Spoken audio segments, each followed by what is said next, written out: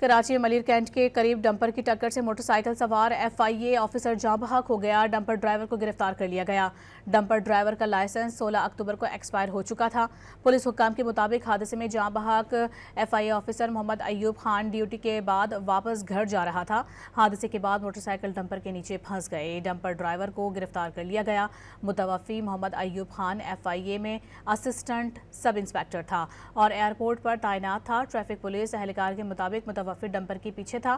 اس دوران motor cycle سوار dumper کی زد میں آ گیا۔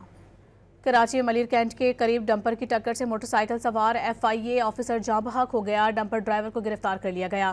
ڈمپر ڈرائیور کا لائسنس 16 اکتوبر کو ایکسپائر ہو چکا تھا۔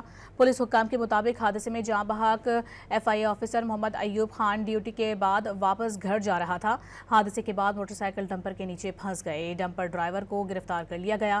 متوفی محمد ایوب خان FIA میں اسسٹنٹ سب انسپیکٹر تھا اور ایئرپورٹ پر تعینات تھا۔ ٹریفک پولیس اہلکار کے مطابق متوفی ڈمپر کے پیچھے تھا۔